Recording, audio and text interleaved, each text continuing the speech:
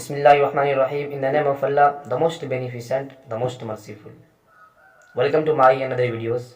Today my topic is on Waqf Amendment Bill. Now, what is the next plan? All Muslim organization on Waqf Amendment Bill. अब मुस्लिम तंजीमें क्या सोचती है, क्या उसका नज़रिया है, क्योंकि ये बिल वक्फ अमेंडमेंट बिल, जिस बिल को ज्वाइंट पार्लियामेंट्रियन कमेटी के पास रिकमेंड किया था, वो बिल पास होने के बिल्कुल नज़दीक, समझ लीजिए किनारे पर, साहिल पर खड़ी है। जैसे ही पार्लियामेंट का सेशन शुरू होगा, अभी तो बजट का सेशन चल रहा है, 10 मार्च से पार्लियामेंट का सेशन चालू होगा। कहीं ना कहीं इस बात का अंदेशा है कि नीतीश कुमार और नायडू का जो हरी झंडी है, उसका बिल्कुल इशारा है।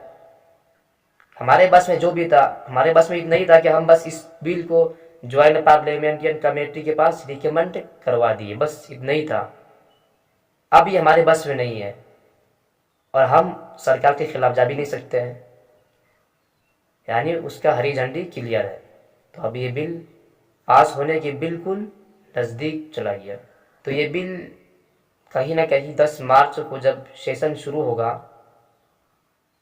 चाहे कितना ही हंगामा हो पार्लियामेंट में, हंगामा तो होगा, चिल्लाने से क्या होगा, मगर ये बिल पास होके रहेगा। आप इस बात को लिख लीजिए। हाँ, उसके बाद अब मुस्लिम तंजीमें क्या करेगी, उसका क्या नज़रिया रहेगा, ये देखने वाली बात है। और इस बात को जहाँ तक हो सके, जहाँ बैठे हो, कापी कलम लेकर तो अपने माइंड में इस बात को ज़हन नशी कर लो। मैं जो बात बोल रहा हूँ, हो सकता है आप इससे सेटिस्फाइड ना हो, मगर मैं आपको खुश करने के लिए नहीं बोल रहा हूँ, ये रियलिटी आप लिख लो। और 100 बातों की एक बात है, मैंने जो अब तक बड़े बड़े बुजुर्गों की किताब को पढ़ा, कोई माने या ना माने, मुझे इससे परवाह नहीं है, मगर महसूस ज़रूर करेंगे, इस बात को याद रख लो। और जब इंसान को महसूस होता है ना, तो समझ लो बात बिल्कुल क्लियर है और साफ है और सच्चाई पर मबनी है।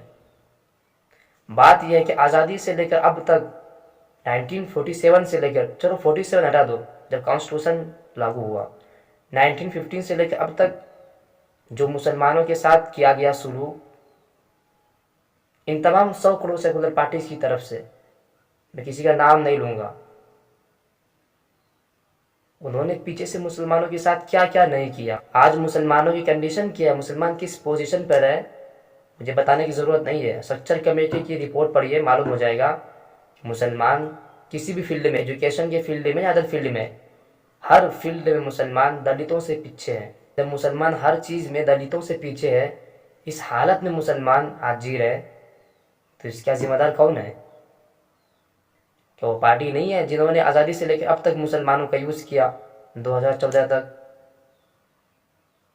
बीच का छोड़ दो, हटा दो उनको। असल जिम्मेदार तो सेकुलर पार्टी है, मगर उससे जो बड़ा जिम्मेदार है वो मुस्लिम तंजीमें हैं, मुस्लिम ऑर्गेनाइजेशन। क्योंकि आज़ादी से लेकर अब तक मुसलमान जिस पोजीशन में है, उसका पूरा पूरा जिम्मेदार मुस्लिम तंजीमें है।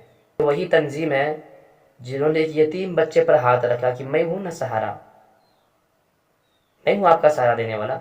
मुझे मालूम है कि सेकुलर पार्टीज ने मुसलमानों का यूज़ किया है, बात ठीक है, मगर उसको डायरेक्शन देने वाला कौन, उसके पीछे चलाने वाला कौन? यही वो मुस्लिम तंजीम है जो आज इस हालत में कि इसकी बात को नहीं सुन रहे। आम मुसलमानों को छोड़ दीजिए जी, कोई मर रहा है, कोई किसी पर इंजस्टिस हो रहा है, किसी को यूएपीए में फंसाया जा रहा है, हाँ, और 10-20 साल लग जाते हैं इंसाफ मिलने में, बाद में कहते हैं ये बरी है। तो ये मामला छोड़ दो, आम मुसलमानों के साथ क्या हो रहा है बताने की ज़रूरत नहीं है। शरीयत में इंटरफेयर करने की कोशिश कर रही गवर्नमेंट, और ये रोकने में बिल्कुल फेलियर है। जब इस मुल्क का डिवाइड हुआ, जब हमारे बुजुर्गों ने 2 नेशन थ्योरी को रिजेक्ट किया, तो हमारे सरों पर, हिंदुस्तानी मुसलमानों के सरों पर हाथ रखने वाला कौन? मौलाना अबुल कलाम आज़ाद से लेकर अब तक जो मुस्लिम तंजीम है वो सब। तो उसका तो ये जिम्मेदारी था कि मुसलमानों को एक सही डायरेक्शन दे पॉलिटिक्स के मामले में। एंड देन मुस्लिम तंजीमों ने दूसरे फील्ड में अल्हम्दुलिल्लाह 99% 9 पॉइंट समझ लो उन्होंने काम किया, अपना रोल अदा किया, अपनी जिम्मेदारी को निभाया, उससे बढ़कर निभाया। वह एक जिम्मेदारी ये भी थी। वही मुस्लिम ऑर्गेनाइजेशन पॉलिटिक्स में आकर क्यों लड़खड़ा गए, बिखर गए, या फिर क्यों उलझ गए? سوال تو یہ ہے. بتانے کا مقصد یہ ہے کہ جب 2 نیشن تھیوری کو ریجیکٹ کیا ہمارے بزرگوں نے اور مولانا ابوالکلام آزاد سے لے کر اب تک پولیٹکس میں جس طرح مسلم آرگنائزیشن ڈائریکشن دینا تھا مسلمانوں کو، اس میں فیلئر ہے، 100% فیلئر ہے. کانسٹیٹیوشن کا پہلا رائٹ ہے اپنی آواز کو پہنچانے کا، پارلیمنٹ ہے. دوسرا ہے کہ نہیں سننے تو آپ کے لیے روڈ ہے، آپ پروٹیسٹ کرو. یہ ڈیموکریٹک کیا دوسرا آپشن ہے. مگر پہلا آپشن کیا ہے؟ اپنے ریپرزنٹیشن کو پارلیمنٹ میں بھیجو. مگر مسلمانوں نے کیا کیا ہے؟ ہمیشہ دوسروں کو بھیجا ہے. آج کیا ہو رہا ہے مسلم تنظیموں کے ساتھ؟ کیا ہو رہا ہے؟ کیوں مایوس ہے آج؟ کیوں آج اس طرح کی محسوس کر رہے ہیں؟ یتیمی کے عالم میں کیوں ہے آج؟ آپ جو اشارتاً جس طرح نتیش کمار کو، نائیڈو کو، اس کو دھمکی دے رہے کہیں نہ کہیں اور بتانے کی کوشش کر رہے کہ اگر آپ نے وقف امینڈمنٹ بل کی تائید کی اور پاس کیا، آپ کی بدولت پاس ہوں گے، وہ چاہے نتیش کمار ہو نائیڈو ہو. تو ذمہ دار تو یہی دونوں ہو گئے نا. ان دونوں کو کوئی فکر نہیں ہے آپ کی دھمکی سے. مسلمان اس سے بے خبر ہے نا. گاؤں دیہاتوں کے مسلمان کیا جانتے ہیں؟ وہ کیا آپ کی باتوں کو وہ سیریس لیں گے؟ کیا وہ 99% آپ کی باتوں سے سہمت ہے؟ کیا آپ کی باتوں پر عمل کریں گے؟ سیاست میں مسلمان جس طرح جس کو ووٹ دیتے آ رہے ہیں اسی کو دیتے ہیں. کسی کی بات کہاں ماننے والے وہ؟ اس کو تو آپ نے غلام بنا دیا. غلام کو اشارہ کی ضرورت نہیں ہے، وہ تو ذہنی طور پر غلام ہے.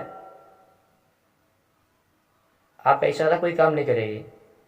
حقیقت ہے جب آپ نے مسلمانوں کو سیاستی اعتبار سے، پولیٹیکلی اعتبار سے آپ نے مسلمانوں کو غلام بنا دیا اور آپ اشارہ کر رہے کہ نہیں ہم بتا دیں گے جب الیکشن آنے والا 2025 میں بہار میں جو الیکشن ہوا نومبر میں، آپ کا اشارہ ہے نا، یہ بھی فیل ہوگا.